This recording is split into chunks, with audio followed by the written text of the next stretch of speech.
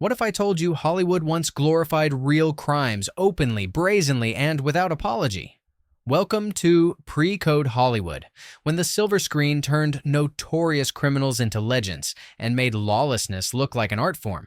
But here's the real shocker. Many of these films didn't just imitate crime, they mirrored true scandals, real headlines, and infamous cases ripped from America's darkest corners. So, are you ready to step into the shadows and see just how wild those early movies really got? Little Caesar, 1931. Before there was Tony Soprano, before Michael Corleone, there was Rico Bandello, the original cinematic kingpin. Little Caesar didn't just invent the gangster film, it mythologized a whole new kind of anti-hero. But here's what makes it more than just a good crime flick. It's built on the real rise and fall of 1920s underworld legends like Al Capone and Dutch Schultz. Edward G. Robinson, with that unforgettable scowl, transforms Rico from a streetwise nobody into a household name for every bad boy who ever dreamed of owning the night. From the opening scenes, you can almost smell the bootleg whiskey and fear on the city streets. Rico's journey isn't a morality tale, it's a fever dream. He pulls off daring heists, orchestrates betrayals, and turns ambition into his own brand of religion. The film doesn't blink at his violence. Instead, it lingers, fascinated, as Rico's power grows and his paranoia eats him alive. There's no sugarcoating. When someone double-crosses Rico, they don't get a stern talking to. They get erased. But beneath the bullets and bravado, Little Caesar channels the raw energy of real headlines. The scriptwriters combed the news for every stick-up, gangland execution, and police raid they could find. Even the film's legendary ending, with Rico's desperate "Mother of Mercy, is this the end of Rico?" is soaked in true crime fatalism, echoing the actual demises of so many real-life racketeers. In the end, it wasn't just Rico who got immortalized, it was the very idea that crime could be thrilling, magnetic, and for a brief moment, almost heroic. Little Caesar set the stage, and the world never looked at crime or Hollywood the same way again. The Public Enemy, 1931. Step aside, saints. Here comes Tom Powers, the original bad boy who turned being a crook into a ticket to stardom. The Public Enemy didn't just borrow from the daily crime beat, it thrived on it, building its entire story from the wild, bloody headlines of Prohibition-era Chicago. Director William Wellman wasn't interested in fairy tales. He wanted the audience to feel the rush of the real underworld, and he got it. James Cagney as Tom Powers isn't just a gangster. He's a force of nature, cocky and electric, strutting through a city crawling with speakeasies and back alley deals. The film kicks off with Tom and his buddy Matt as petty street thieves. But it doesn't take long before they're running with the big boys, bootleggers, hitmen, and corrupt politicians, all ripped straight from the actual organized crime wave that swept America in the 20s. Tom's story could have been torn from the files of any number of notorious gangland figures. He's reckless, charming, and absolutely doomed. But The Public Enemy is more than just guns and getaways. It's famous for scenes that shocked audiences, like Tom's infamous grapefruit-in-the-face moment, a move so audacious it became a cultural landmark. The violence isn't sanitized or distant. It's up close, uncomfortable, and disturbingly fun to watch. Every punch, every betrayal feels personal because the filmmakers wanted it to sting like real life. And beneath it all is a sense of fatalism. Tom can't escape his choices, no matter how many deals he cuts or drinks he downs. The film doesn't end with a pat lesson or a heroic rescue. Instead, it leaves you staring at the price of crime as Tom's world collapses in one of cinema's most haunting final shots. Yet, in true pre-code fashion, there's a thrill in the ride, one that audiences couldn't resist even as they clutched their pearls. The Public Enemy dared to make you root for the bad guy, if only for a heartbeat, and in doing so, it helped turn real-life crime into Hollywood's hottest commodity. Scarface, 1932. If you thought Hollywood was just making things up, think again. Scarface took the real-life story of Al Capone, changed a few names, and unleashed a cinematic hurricane. Directed by Howard Hawks and produced by the unstoppable Howard Hughes, this film didn't just flirt with the truth, it marched it right up to the spotlight, handed it a Tommy gun, and let the bullets fly. Paul Mooney's Tony Camonte is basically Capone's twisted mirror image, a brutal, cocky thug who climbs the criminal food chain with nothing but ambition and firepower. From the very first scene, you know you're not in Kansas anymore. The city is a war zone, machine guns chatter, and bodies drop faster than the sensors could count. Scarface pulls zero punches. It's all excess, all bravado. Every set piece is bigger, every risk more reckless. There's even a running motif, an ominous X appearing on screen whenever death is near, making every scene a suspenseful dare. Hughes was famously obsessed with authenticity. He pushed the violence and chaos to such a degree that censors demanded reshoots and moralizing add-ons. He complied, sort of, but the wild, magnetic energy of the film remained. The connections to real crime are unmistakable. Bootlegging, mob hits, and gangland power grabs all echo the most notorious headlines of Chicago's underworld. Even Tony's weirdly possessive relationship with his sister has roots in stories whispered about actual mob bosses. Yet, instead of simply condemning the criminal, Scarface leans in, making Tony's rise almost operatic. You get the flashy cars, the lavish parties, and the chilling sense that crime, at least for a while, really does pay. But it's the ending that lingers. A final, defiant standoff in a hail of gunfire with Tony refusing to beg for redemption. Scarface didn't just show real crime. It made crime irresistible and made audiences wonder why the villains always seem to have the most fun. In the end, it's less a warning than a dare. Can you look away when the world's burning down? The Doorway to Hell, 1930. Long before Cagney and Robinson became household names, The Doorway to Hell opened up a whole new alley for the gangster genre, and it did it with a story soaked in real-world tragedy. Inspired by Chicago's gang wars and the era's endless cycle of violence, the film follows Louis Riccardo, played with haunted charm by Lou Ayres as he claws his way from street thug to crime kingpin. The twist? Louis actually tries to leave the life behind, only to find out the underworld never really lets you go. This isn't just movie myth-making. It's grounded in the fate of countless real-life mobsters who thought they could retire rich and vanish, only to end up in headlines as cautionary tales. The film pulses with that same sense of inescapable doom. The nightclubs, the smoky poker games, the betrayals. It's a world where every handshake might be your last. James Cagney, not yet a star, even pops up in a supporting role, hinting at the charisma that would soon define a generation of crime cinema. But The Doorway to Hell isn't about glamorizing the violence. Instead, it focuses on the toll, the friendships turned toxic, the family torn apart, the way paranoia creeps in like a fog you can't shake.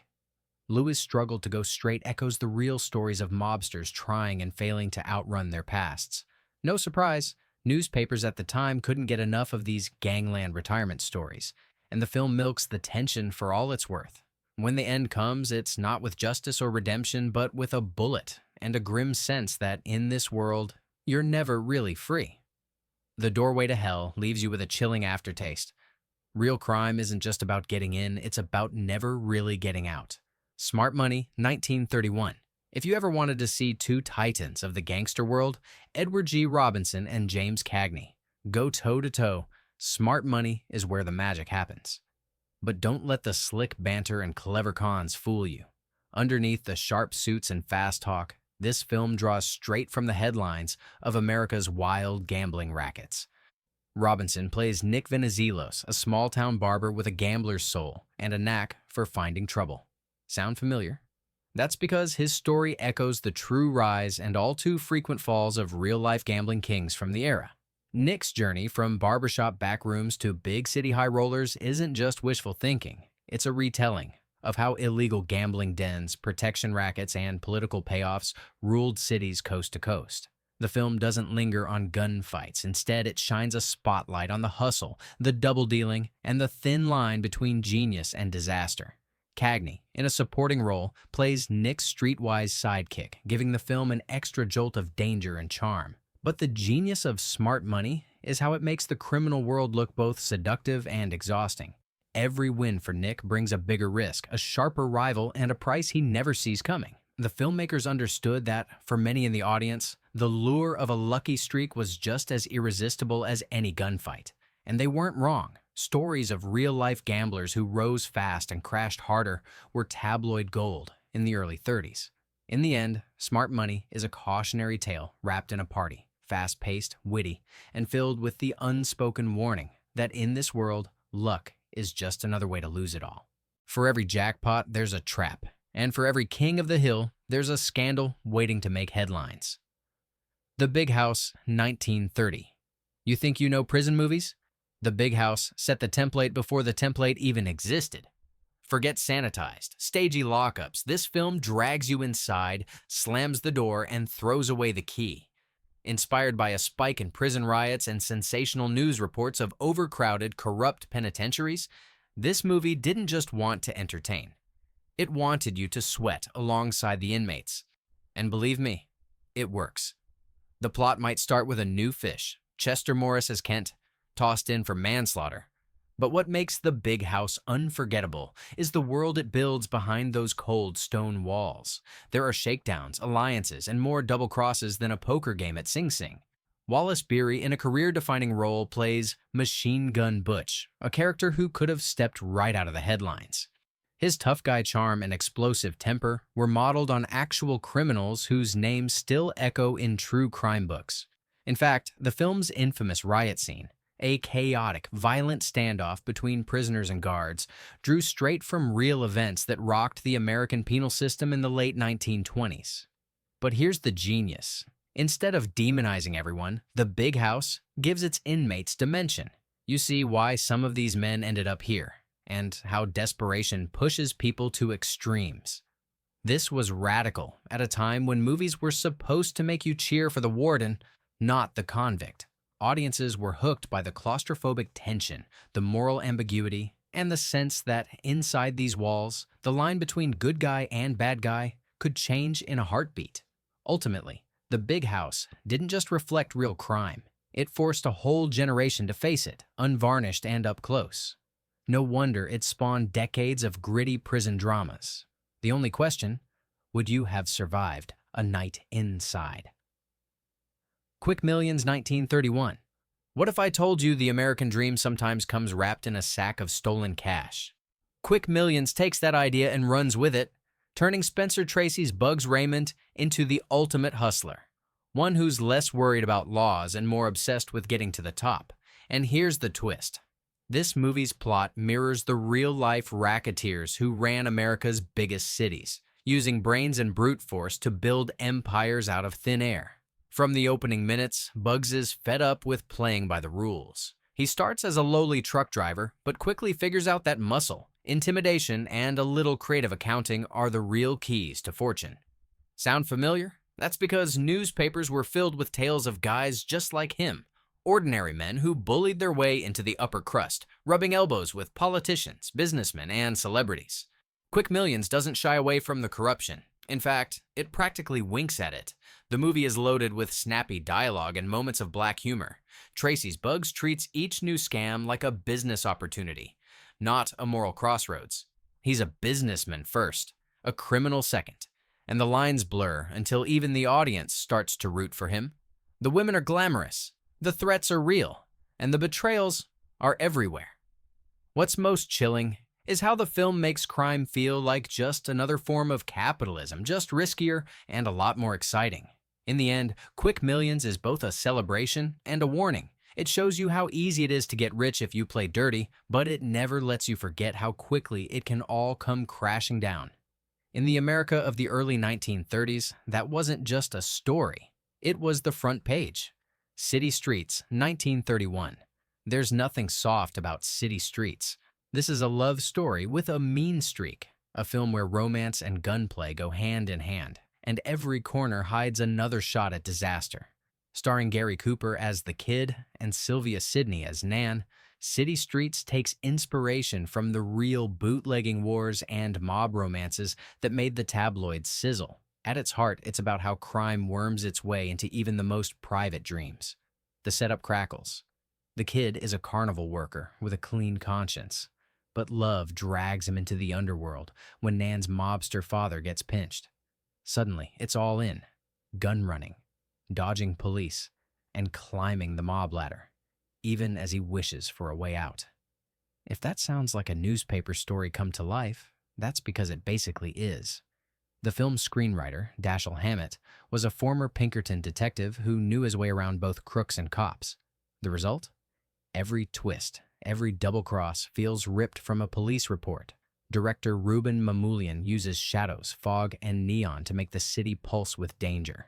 You get the glamour, fast cars, fancy dresses, late-night hideouts, but always with the threat of betrayal. Real-life crime influences are everywhere, especially in the way love and violence get tangled together. There are no safe bets. The harder the kid tries to protect Nan, the deeper he's pulled into trouble. It's a classic mobster dilemma straight from the files of doomed lovers whose stories ended in police blotters, not fairy tales. What makes city streets unforgettable isn't just the gunfire or the chases. It's the sense that, for some, crime isn't a choice but a trap. In pre-code Hollywood, even love could get you killed, and this film never lets you forget it. The Fingerpoints, 1931. Every city has its secrets. In The Fingerpoints, those secrets come wrapped in brown envelopes, whispered through smoke-filled newsrooms, and bought with blood money. This isn't your usual gangster story. Instead, it shines a harsh light on the men who reported on real crime, and sometimes ended up part of the story themselves. Richard Barthelmess stars as Breckenridge Lee, an idealistic reporter who quickly learns that chasing the news in a crooked city means dancing with the devil. Based on the actual dangers faced by journalists covering organized crime in the early 1930s, The Fingerpoints crackles with tension from the start.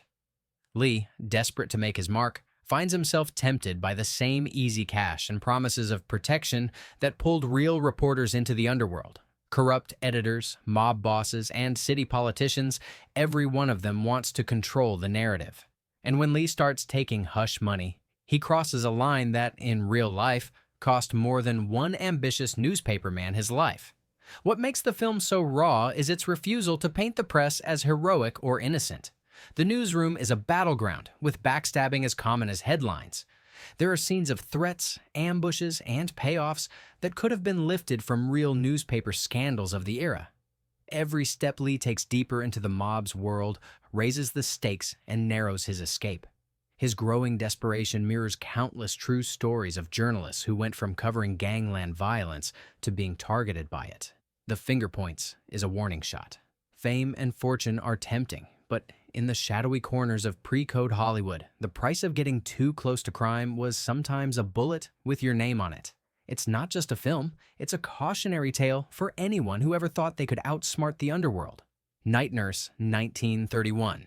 Don't be fooled by the title. Night Nurse isn't some gentle medical drama. This Barbara Stanwyck classic is a powder keg of blackmail, violence, and secrets that drip down the marble staircases of the rich. Inspired by true crime stories of hospital scandals and caretaker betrayals, the film draws you into a world where justice is as rare as a clean bill of health. Stanwyck plays Laura Hart, a tough, no-nonsense nurse who takes a job in the mansion of a wealthy family. From the first night, she notices something's off. The children are sick, the doctors are shady, and the family's chauffeur, played by a menacing Clark Gable, seems more interested in keeping secrets than protecting lives. The plot spirals into a labyrinth of attempted murder, illegal alcohol, and corrupt officials. Much of it was inspired by real headlines of the time, when hospital staff were caught running illegal schemes or helping cover up crimes for the wealthy elite. What sets Night Nurse apart is its relentless pace and willingness to make the medical world as dangerous as any back alley. Laura's fight isn't just against illness, it's against a system rigged to protect power at any cost. She has to outwit not just Gable's cold-blooded chauffeur, but doctors and administrators determined to look the other way. The film's suspense comes from just how plausible its crimes feel. If you read the crime columns of the early 1930s, you'd find stories of similar abuses. With dark humor and a splash of social commentary, Night Nurse delivers a gut punch. Sometimes, the people in white coats are the most dangerous ones in the room. In pre-code Hollywood, even the sick weren't safe from the long arm of real crime. 3 on a Match, 1932. They say breaking a match brings bad luck, but in 3 on a Match, bad luck is just the beginning. This film is a swirling breakneck ride through friendship, jealousy, addiction, and, most of all, crime so real it could have come from any police blotter of the era. Starring Joan Blondell, Ann Dvorak, and Bette Davis, the movie turns the classic good girl, bad girl trope on its head and dives deep into the dark side of urban America. The story follows three childhood friends whose lives take wildly different paths until fate throws them back together, right in the crosshairs of a kidnapping plot ripped from actual headlines. The movie's most infamous scenes involve a child abduction and ransom, mirroring the notorious Lindbergh kidnapping that shocked the nation just months before. Ann Dvorak's character, in a downward spiral of addiction and despair, falls in with a gang led by a young Humphrey Bogart, one of his earliest roles as a ruthless crook. The criminal underworld in Three on a Match is depicted with a frankness and grit that's rare for its time. Drug abuse, gambling, and desperate deals unfold with the same feverish intensity you'd find in the crime pages. The kidnappers are neither glamorous nor cartoonish. They're reckless, violent, and terrifyingly believable. And the women aren't just victims or accessories. Their choices, both good and bad, drive the chaos. The pace is relentless, the stakes are sky high, and the ending is as shocking as anything on the nightly news. Three on a Match is proof that pre-code Hollywood wasn't just imitating life, it was holding up a mirror to the city's darkest corners. Sometimes, the worst luck is ending up in a story that's all too real. The Beast of the City, 1932. In The Beast of the City, the law isn't so much a shield as it is a loaded weapon, and sometimes the so-called good guys are just as ruthless as the crooks they're chasing. The film opens with a flurry of newspaper headlines and never lets up, plunging viewers into a city where the line between justice and revenge is blurred beyond recognition. Walter Houston plays Police Captain Jim Fitzpatrick, a man determined to bring down the city's most vicious crime syndicate, even if he has to become just as hard and relentless as his enemies. This film isn't shy about its real-life inspirations. It's based on the true struggles of police departments during the gangster era, when mob influence was so widespread that some lawmen had to bend, break, or outright shatter the rules to have any hope of restoring order. The script is peppered with details straight from contemporary headlines, rigged trials, bought-off juries, and shootouts so intense you can almost hear the glass shattering. Jean Harlow's femme fatale and a cast of dirty cops, desperate politicians, and trigger-happy enforcers round out a city in freefall. The violence is graphic for its day, and the film was so raw that even MGM's publicity department warned viewers it wasn't for the faint of heart. But for all its mayhem, there's a sly sense of humor running underneath, as if the filmmakers are winking at the audience and saying, "See, sometimes fighting crime means getting a little dirty yourself." In the end, The Beast of the City is a dizzying, relentless ride, a movie that doesn't just show crime, but also exposes the ugly realities behind the badge.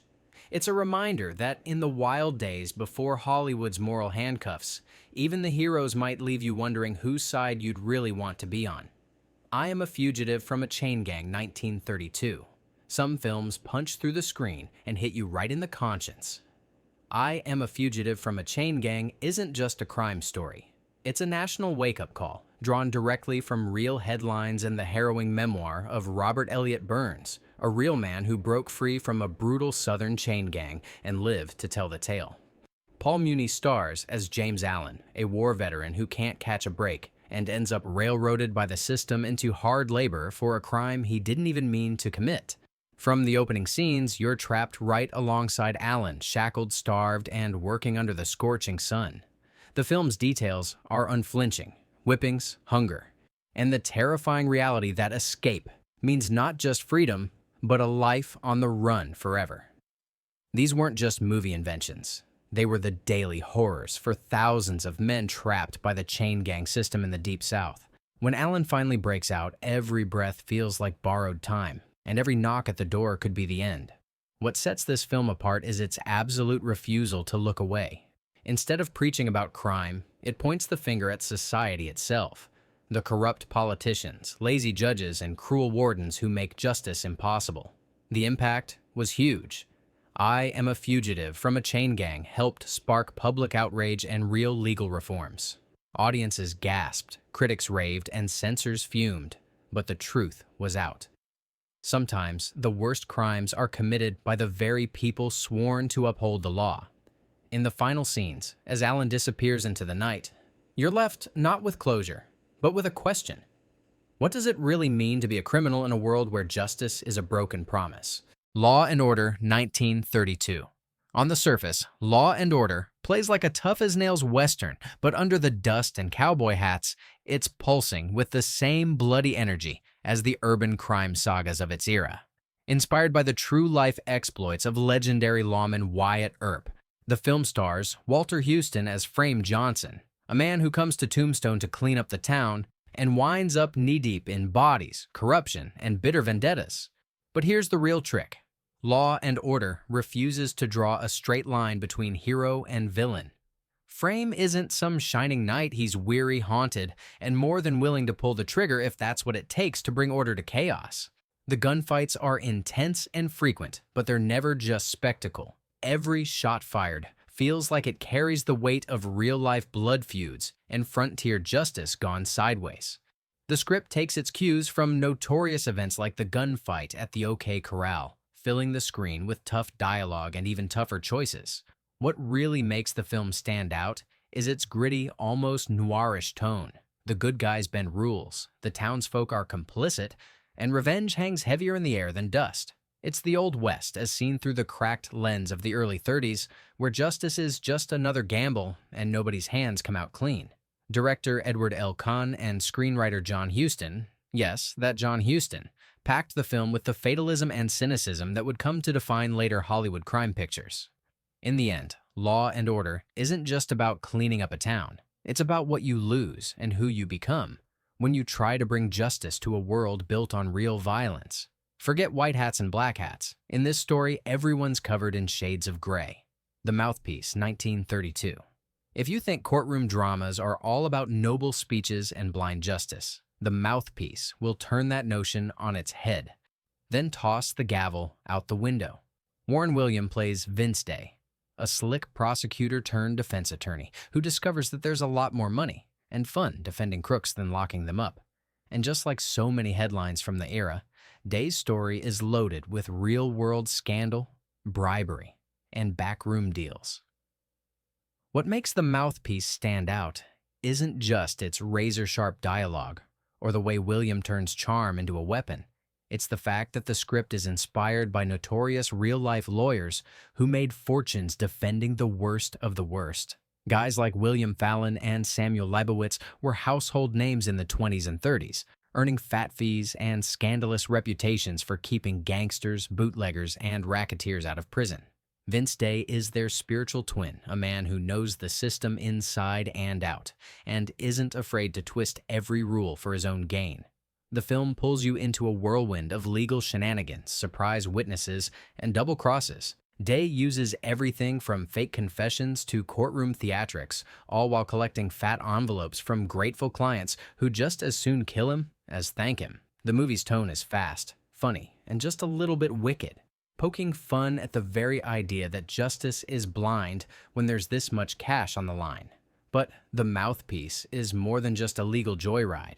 It's a snapshot of a time when big city courts were notorious for being as corrupt as the crooks they tried. The public knew it, the press covered it, and Hollywood couldn't resist making a movie about it. Vince Day's world is all about winning, no matter the cost. A world where, for the right price, anyone could walk free. And in pre-code Hollywood, nobody pretended otherwise. So, there you have it. 15 pre-code Hollywood classics that didn't just borrow from real crime. They set the stage for how we see crime on screen today. These films broke the rules, blurred the lines, and made headlines almost as wild as the ones they depicted. Which story left you reeling? Drop your thoughts in the comments, hit that like button, and subscribe for more movie deep dives. And remember, in old Hollywood, the truth was always stranger than fiction.